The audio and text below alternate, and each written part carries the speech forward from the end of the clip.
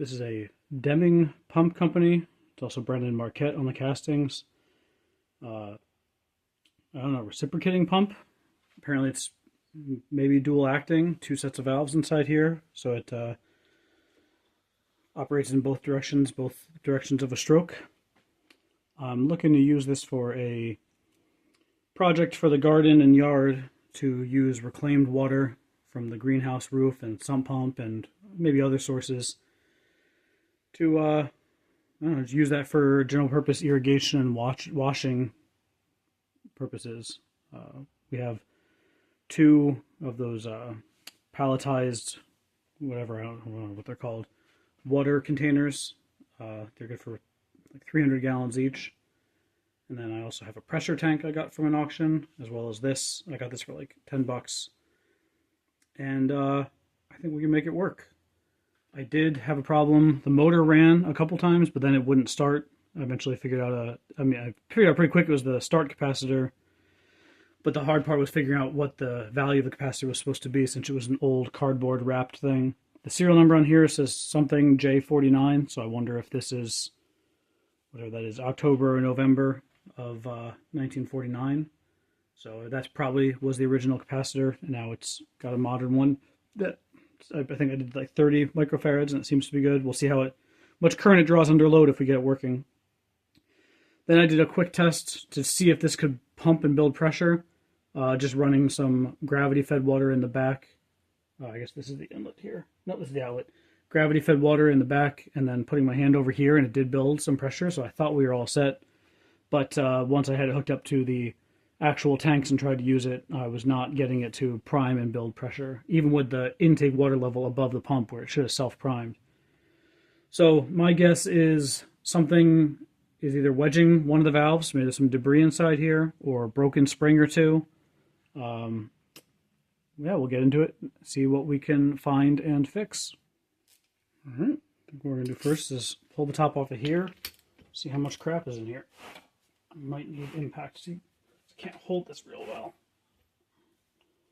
All right, let's get an impact.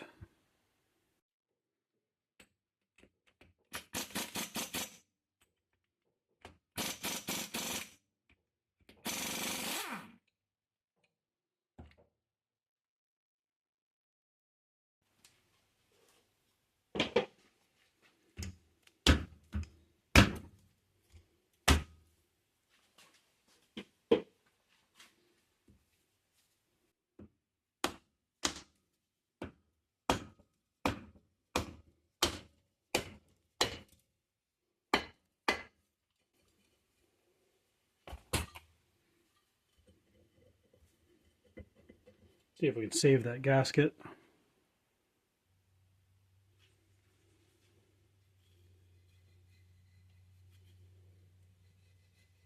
Not too worried about it.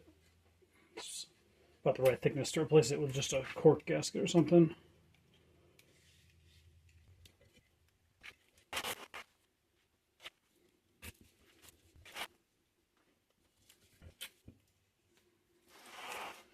So I did around the outside, and it feels like there's a divider between the two chambers, which would make sense. So I'm gonna get in from both sides. I'm guessing there's two chambers.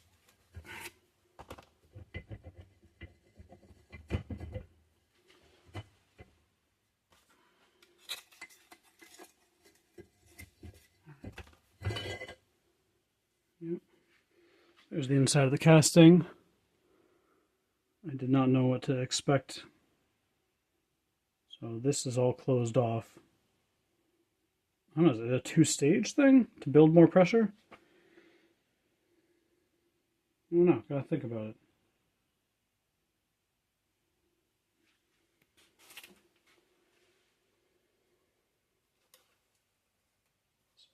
Actually feels surprisingly good still.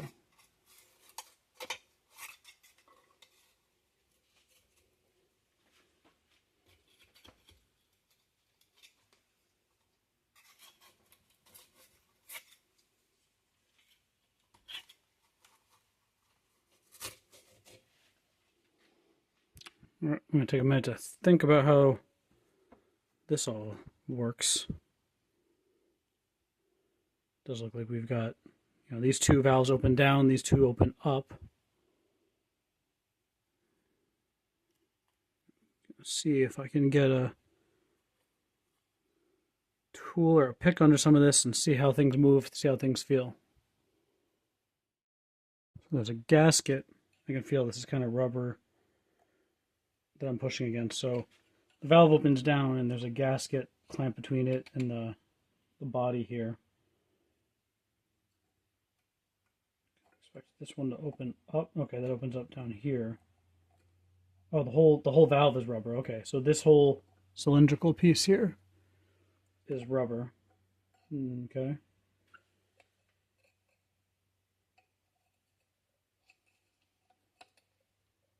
Surprisingly, I don't see any signs of these springs being broken. I would have expected them to rust through if they're steel. I don't see anything outwardly wrong in here.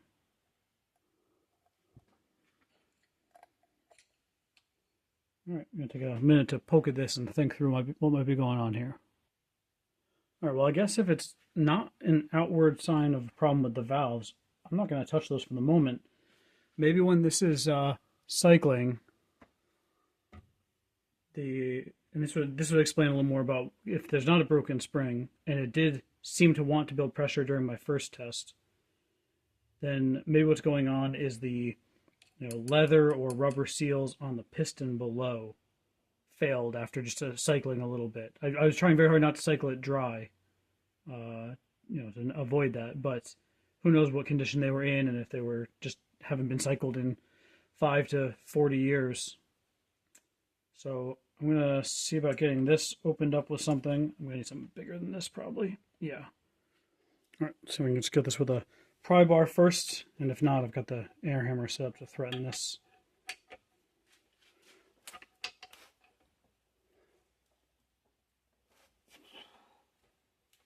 All right, I think I got to rattle on it a little bit to try and break the crustiness loose here.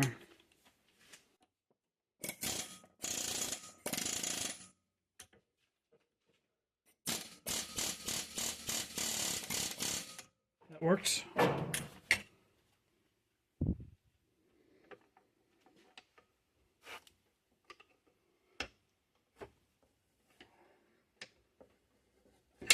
Looks like probably a bronze plug. That's pretty cool. All the valve pieces kind of seem like they're brass.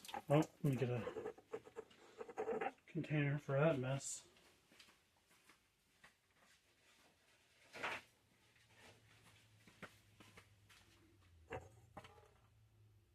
Great, most of it's on the floor.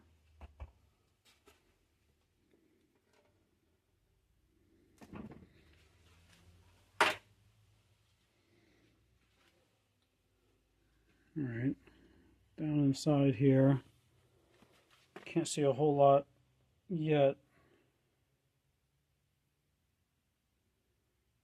So can we see any movement when this turns? Okay, so that's the top of the piston. Let's see how to get that out. I don't know if we can unscrew that slot head at the front of it right now. Well, I think if I wanted to get the piston out, I'm going to end up having to take apart the whatever the drive is on the other end, on the input side. So instead, I'm going to see about getting that screw off. I'm guessing the screw is what captures the sealing components on the end of the piston here. So if we can get those out and inspect them without taking the whole thing apart, that would be nice. There we go. Whether we can put it back together correctly without taking it apart will remain to be seen. Am I unscrewing or am I just spinning something?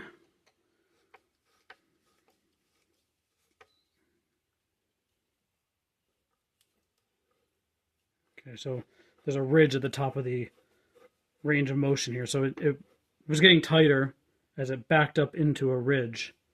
So I backed the pump away from me a little bit. That means I am unscrewing, but whether we can get it past that ridge or have to clean it up first will remain to be seen. Okay.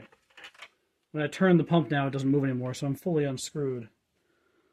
but there's a ridge around here. So let me push this back. There we go.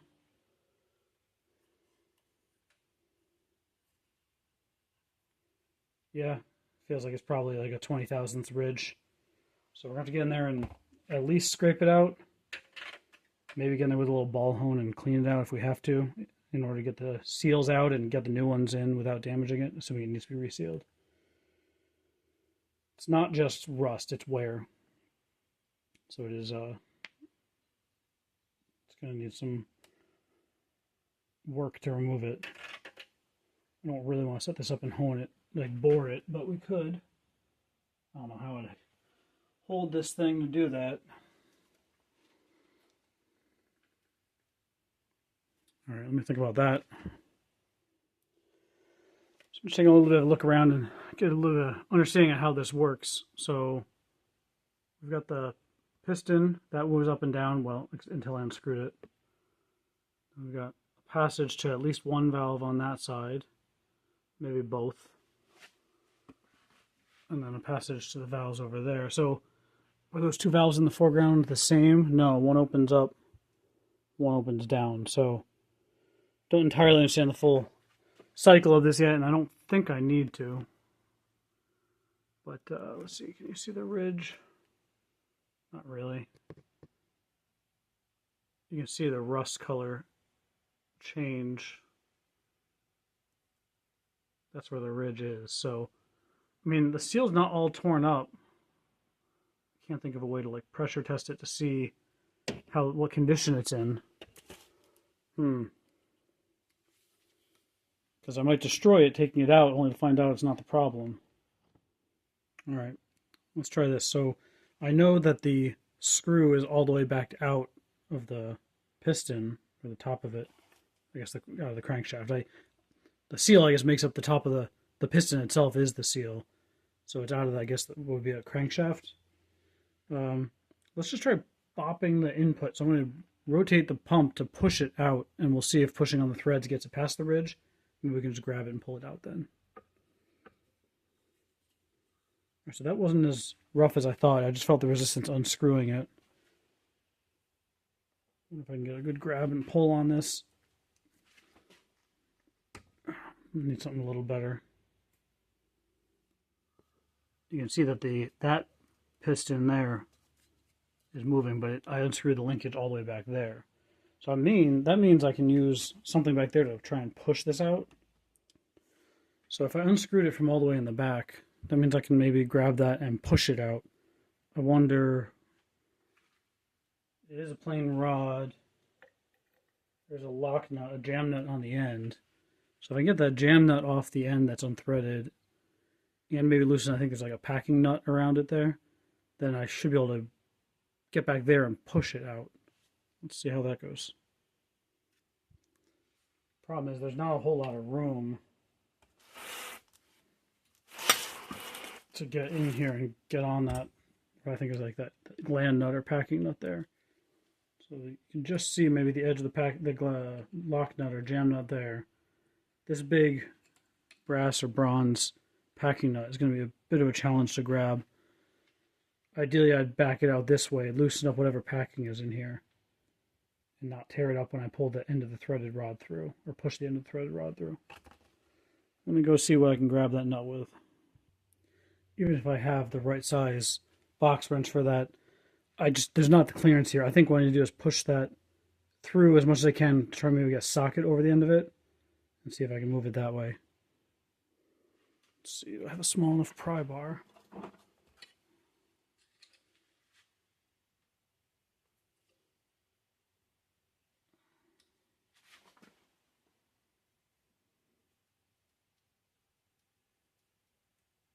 Okay.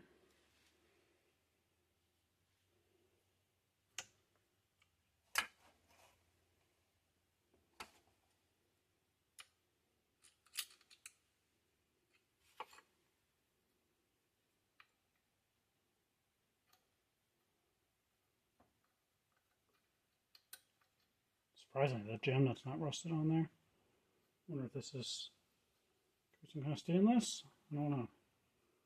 It's just had enough of a sheen of oil from the the gearbox there, maybe that it hasn't rusted on.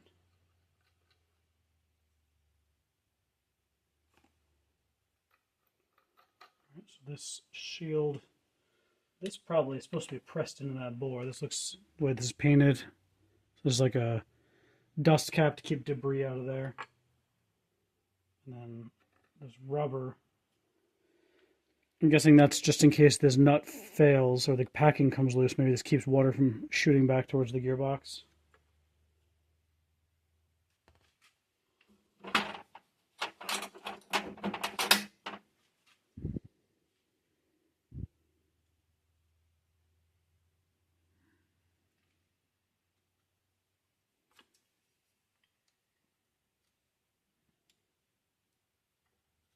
I think we're there. So now let me go see if I can get if I have a socket that'll fit over that. Just to back that off. I mean, this might just slide right through it for all I know, but I'd like to see whether I can be a little more cautious about it.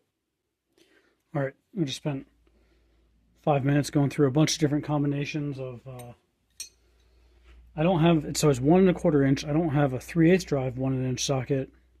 And all my 1/2 inch, either this breaker bar or my 1/2 inch ratchet are too big to fit in there. But I did find in my bucket of big old wrenches 1 1/4 inch combination wrench, which seems to fit in there. So let's see. It's not even loose. It's barely more than finger tight. All right, let's pull that all the way out then and see what it looks like. I'm starting to wonder, because the seals are sticking out this end already. Yeah, that's just about what I expected. I'm starting to wonder, and then there's an inner packing. So this is the nut that drives what looks like a wedge or compression nut inside there, down on the packing. I'm starting to wonder if this just wasn't, if it wasn't able to gravity prime down into the lower cavity here. This nut does not go below the valves. It drains any water that's sitting on top of here, so you can drain or winterize the pump. I wonder if this needs a little bit of positive pressure to just get a prime going in there. But, well, might as well finish what we started. Pull this out. So let me see if I can back the inner nut off a little bit. Oh, interesting. Yeah, maybe that, okay. That might have caught up on this. I'm glad I didn't force it through. So there's, yeah, it's got like this conical, convex shape here to grab the packing and compress it around, kind of wedge it in towards the shaft. That's cool.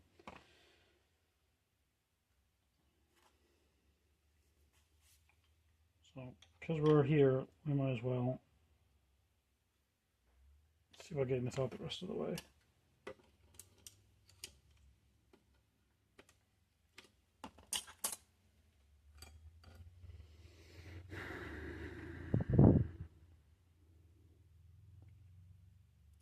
I mean, I'm not an expert. These are a little... What are these? They're not rubber. Oh, I don't know what this is. I have to clean these up and look at them a little more. Wax? It's something very soft. I can bite my thumbnail into it right there. So this is something compliant that the water pressure, so this one's cupped outward for the push stroke. Okay, that's the dual acting nature. So it has an inlet valve and an outlet valve both in front of and behind this. So it pulls water back, which helps expand this seal, and it pushes water forward, which helps expand this seal out. I don't see any problems there. It felt good coming out. Nothing, I don't think there's a reason to mess with this. Might clean it up. There's just some grit on the outside that can't be good for anything. You can see there's some scoring, but because this is soft, I kind of expect that will self-heal.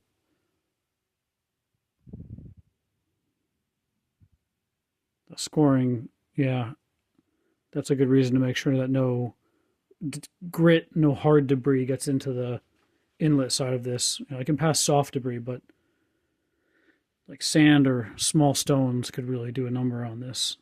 So I'll definitely make sure there's a screen on the inlet side.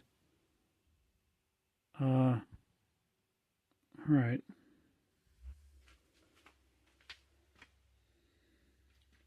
So with this design in mind, let's take a look at the valve setup again. Yep. So when the stroke is going away from the motor, it's gonna push this valve closed, push water up into this cavity. So this is the outlet cavity here. And at the same time, it's gonna be drawing water in behind the piston. Then when it goes back the other way, it's gonna push water up out that outlet valve and draw water in this one. So that all makes sense. I might need to do a little bit of just double checking on some assumptions of how this thing gets primed, because so far I'm not seeing any obvious issues. These valves seem to move. These valves, I mean, as far as I can tell, they're sealed. I need to find a good way to maybe verify that. A couple minutes thinking about this, and nothing obvious has come to mind. I tried washing this a little bit, and just get a better look at everything, and I just don't see anything wrong with this. I think those scratches will self-heal as long as the debris is not there. I went over with just a little bit of warm water. I didn't know if this had like a melting temperature that was going to soften up too much, but just to get any debris that might have been in there out of it. And the next thing I'm thinking is there's these drain plugs at the bottom of the cavities here, and I'm going to just pull those plugs out just to make sure there's no debris sitting in them. Boy, that's going to come back to haunt us later, because if I just put this back together and try to, now that I understand how it works, if I just try to prime it differently, it might start working. I'll see if maybe there's a way I can pressurize some water in here to get water into this in front of the piston, basically. But if we're going to put it back together, I might as well kind of make sure everything is clean and inspected as we go now, to avoid introducing debris that's going to cause damage, especially some of the rust flaking up in the upper cavities of this.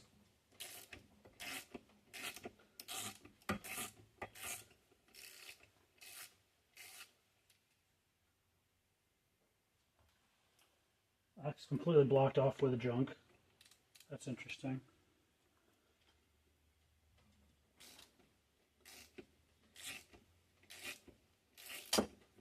Maybe not surprising.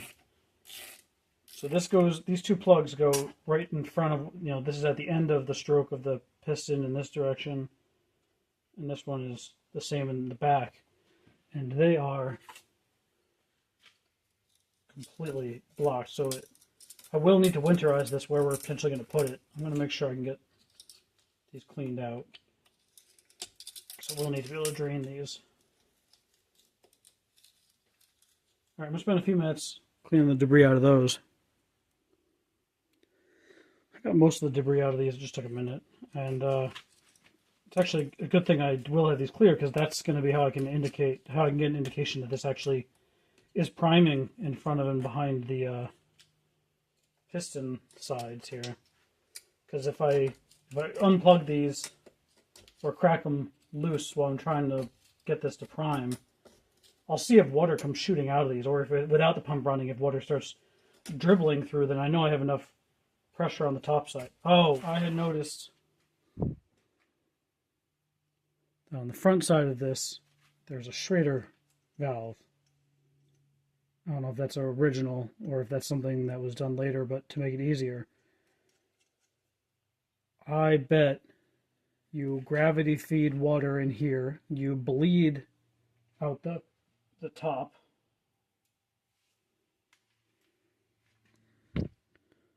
Let's see. I believe, I'll have to go back and check. I believe this bleed screw was on the outlet side over here.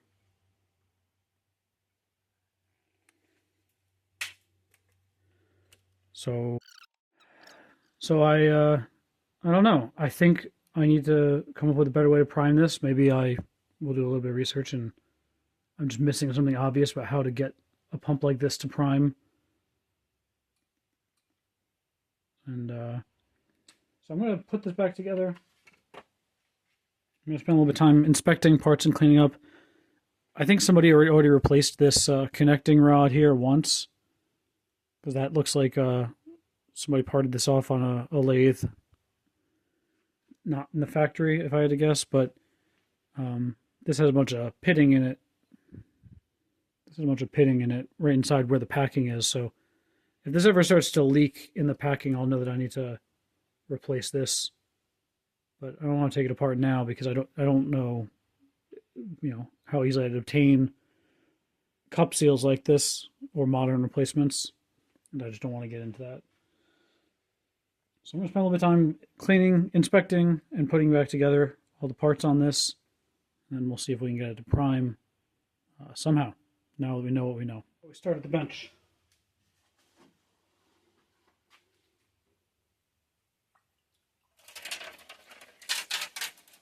Well, that water's going right through. I don't know if that means the valves are stuck open or if maybe they're supposed to only close under pressure.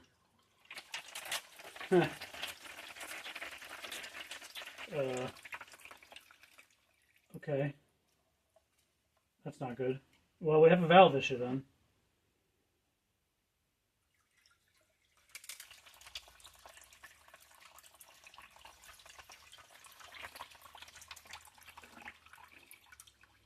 Alright, well that answers some questions and gives some direction. I guess we do need to get those valves apart and look at them. A couple things. It actually says Marvelette, not Marquette on the back. And I did end up getting one of these valves out. Because I was like, alright, if any of the springs on the bottom of these were broken, that would certainly not hold water. And I realized I also didn't actually do anything to flush the chips out, the crap out that might have been keeping this from sealing. So we're going to flush it some more. But I'm going to see about getting another valve or two out first and see whether, how that one feels when if it's full of junk. This one was pretty full of trash. I could feel it when I took it out and started going like this. I rinsed it under some water. And then when I poured water on top, it was able to hold it. So I'll do the same thing to one of these now.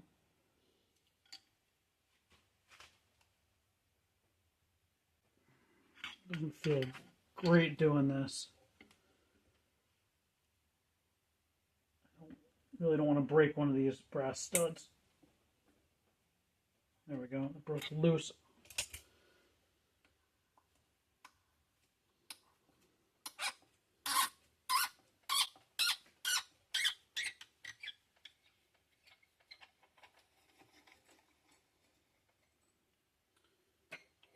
So I can feel when I turn it like this, when I turn it like this, it is quite full of garbage.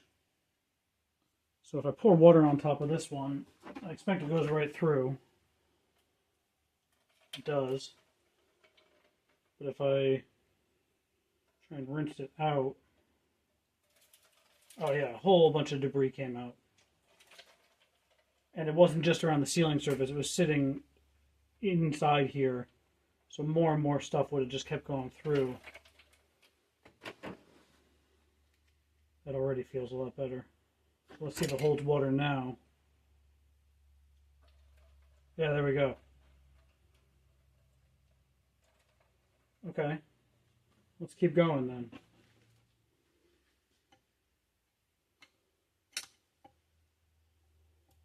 This one has a really shallow slot, and it looks different. I wonder if this one's been repaired or replaced before. Yeah, that's going to be really hard to get out. The slot's not deep enough. It was deep enough to put it in, but not enough to get a good bite to remove it.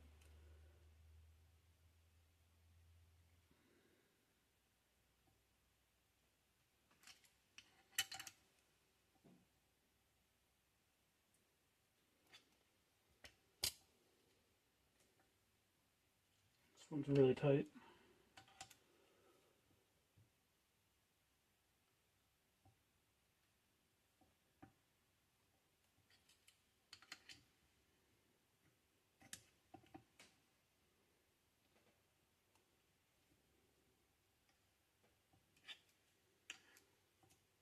I don't know how I'm going to do that last one with the slot being as shallow as it is. I'm going to have to get in here with a Dremel and make the slot deeper, or see if I can grab the flats on it. So these other ones are, oh, that just broke. Shoot. All right, well, now we bought it, got a project. So we're going to have to make a new one of these and drill the rest out. And at that point, I guess it doesn't matter if we're going to have to do something about that one.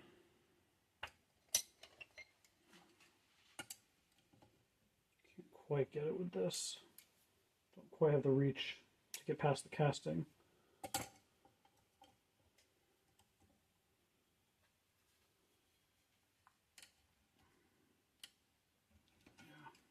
Don't have the clearance I want for that. See if I can find a wider screwdriver to take more of the slot on that. So that one, if I compare it to the one I just broke, all of them have these round heads with a slotted drive. That one you can see is different. It's a squoval with a very shallow slot. So I gotta find a deeper or wider screwdriver to try and engage in there without stripping it out. Maybe getting an open end wrench across there, grabbing that.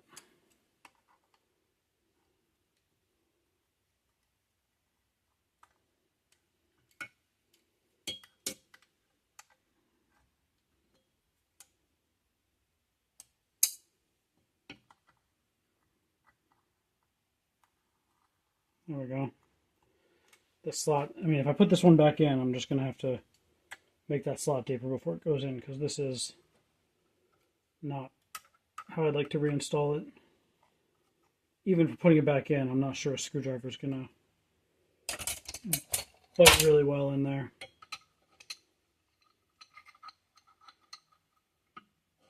I'm glad they got the flats on there. I don't know why the head shape is the way it is on there, but if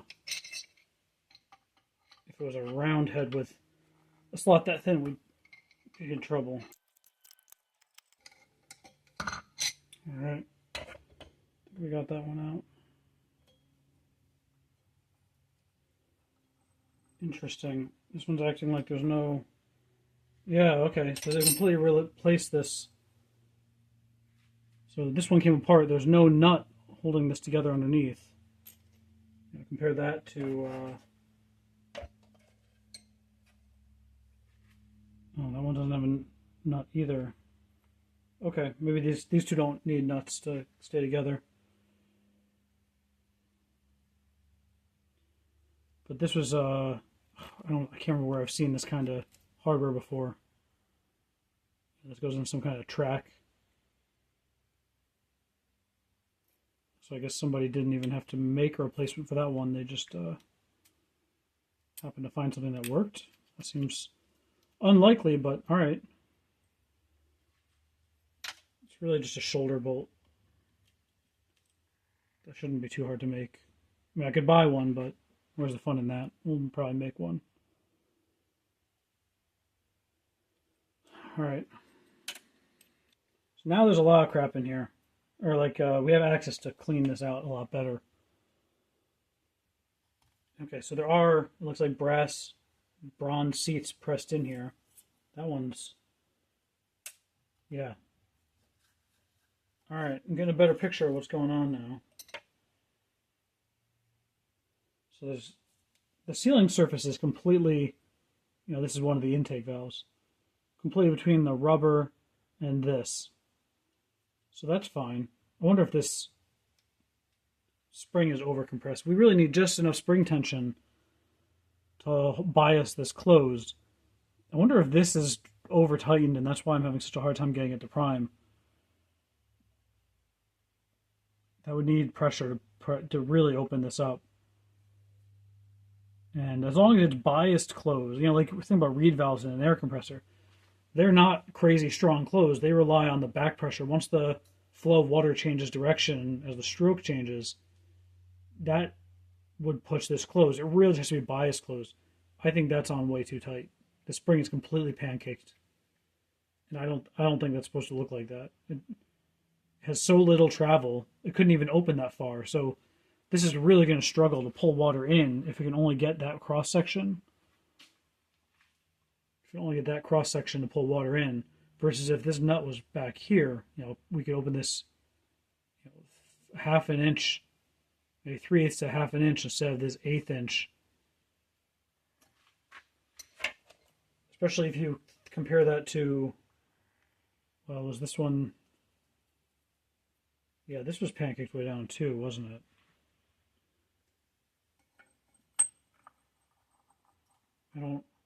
I'd have to go back and look at the pictures and video before of how far in this was. I think there was more spring movement available on these. The outlet valve here. Okay, that really doesn't want to move. We're going to replace this one too. There's another problem here.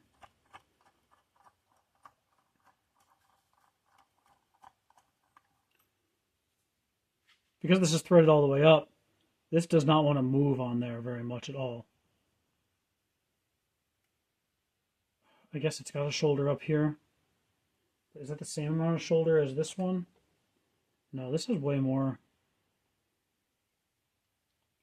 I really can't tell.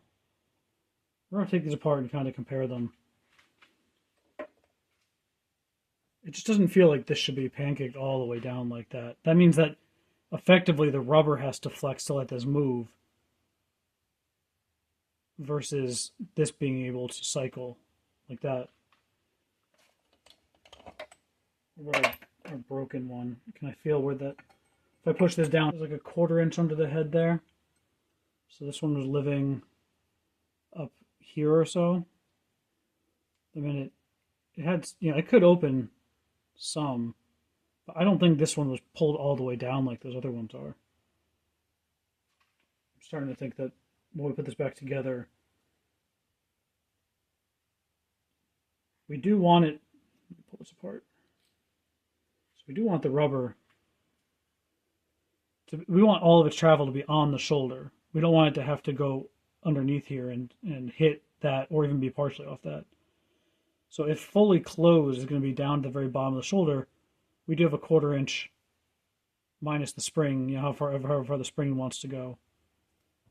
So I think that's going to be our target, kind of reckoning through that.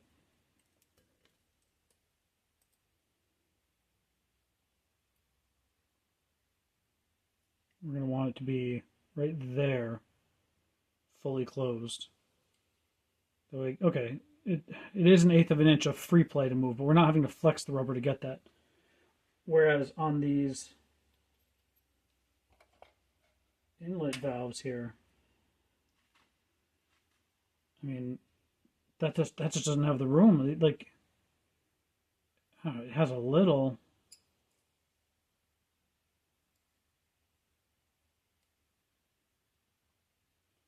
I don't know. Something tells me that this is too much spring force. We'll see. All right. So the task list is going to be to clean all this up with, I don't know, needle scale is going to be a bit much. Maybe. I really don't want to dent. So the rubber doesn't seal against these, the body of this clamps down to. You can see the ring around the outside where it's transferred some of the, whatever copper alloy on here. But so we don't want to dent that up. The needle scale is going to be too aggressive. I don't want to have to like re-hone that or somehow clean that up. So hand tools only. Knock a bunch of the debris out of here. And then I'll see if, I haven't really done much video at the lathe. I'll see if I can get a video of making the replacement studs up. It might be the same studs they use for everything. We'll take one of these apart. Maybe all 4 studs are the same. So this is a inlet valve, and this is a outlet valve. I think that this solid piece sits against that shoulder. And that kind of makes sense, because that means that the stack up is overall the same, but the order of which one's on top versus bottom effectively changes. And then we'll inspect all this. This one's got a big ding in it. I don't know that there's much we can do about that. Like that ding there. Short of I don't know what this is, probably all brass, but short of like putting some braze on there and then trying to turn this back down, I don't think we can repair that dent too easily. And I don't really want to risk damaging this. I'd more likely try and make a new one of these than risk damaging the original. And then try fixing this one after I know I have a replacement. Okay, you can see the pinhole it makes there. Unless that's intentional. Unless there is an intentional... I don't think so. I don't think there'd be an intentional... where's the other one? Like an intentional bleed back. Oh, there's the exact same thing here. Huh. That's interesting. Is there a reason that the outlet valves would have an intentional bypass built in? I don't know where, if you use this pump in a water system, I don't know where they expect you to have the check valve. I would think that they'd want you to have the check valve on the outlet only. I mean, if you're going out of a shallow well, then there'd have to be some kind of inlet on this side too. But I would think that you wouldn't want this to leak pressure back into the main bore here, because, you know, if that, I don't know. I can't think of a reason, but that's suspiciously identical to what's in the other one. What about on the inlet valves? If it's the same seat for everything, let's see, that's an outlet.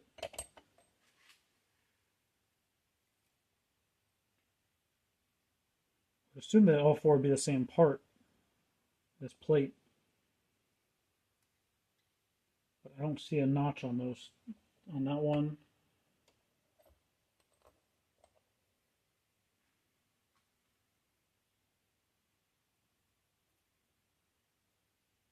Or on that one.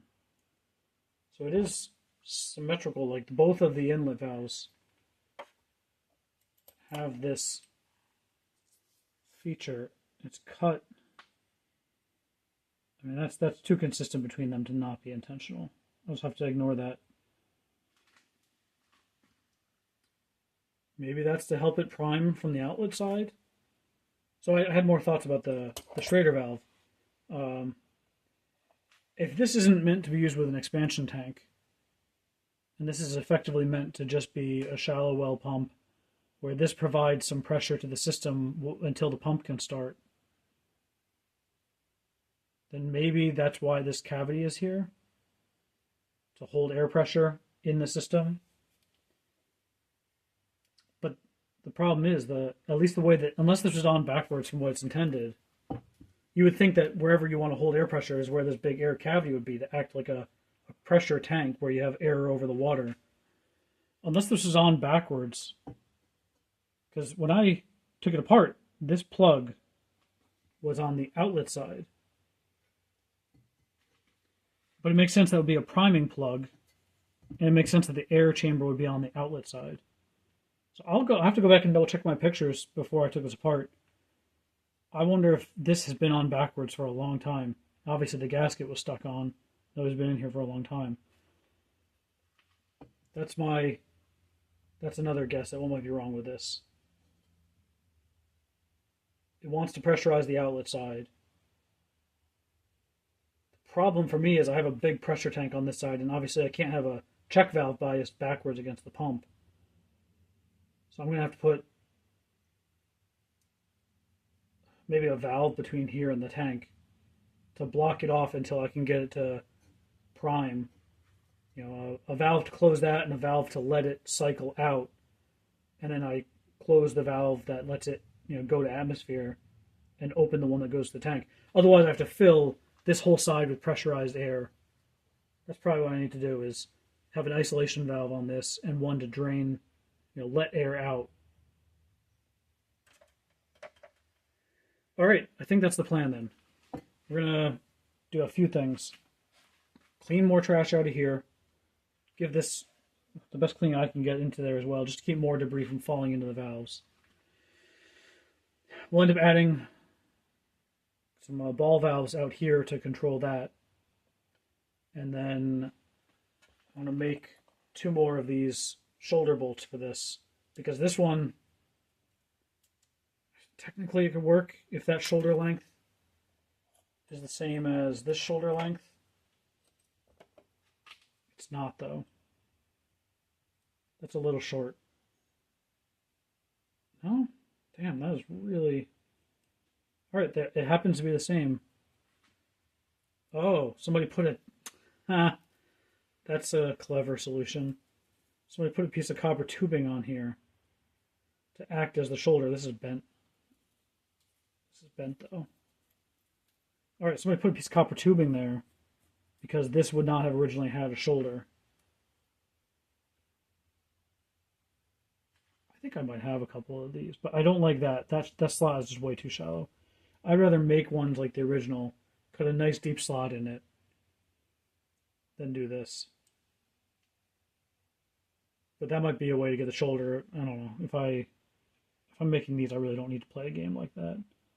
It'll be stronger too if I leave it. If I make it more like this, whereas this one did bend, either when they were putting it in or when I was taking it out, or both. Or something funny. So I swear I'd seen something like this before. That slot I just realized wasn't straight. It looks like it's been cut in there with a a Dremel or a hacksaw or something. So sure enough, I went and looked around some brass hardware in a can I have in the wood shop, and I found basically the exact same thing. Just a hair longer. I don't know if they cut this to length. And no slot. So I forget what this is from. Some older style, something or other. I found one that's in like 5/16 as well.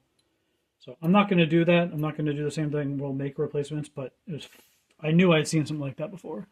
I think that's it for this video. I'm going to edit it together and kind of create a narrative that hopefully makes sense. This is our task list. So we're going to make shoulder bolts first, because if we can't do that and can't find them, then the rest of this is not going to go anywhere. Clean all the valve pieces. I'm going to including taking apart the inlet valves. Clean out the casting. Remove the broken end of that bolt in there. Clean everything more. Reassemble and kind of adjust the valves. As we put it back together, I'm hoping to adjust the valves just so they bias closed instead of as tight as this is right now.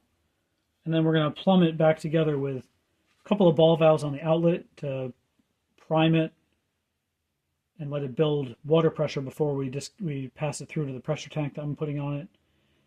And then I think we are going to need a gate valve on the inlet, or like a gate, non-spring loaded check valve. We'll see. I prefer not. I prefer to see that these valves on the inlet hold pressure.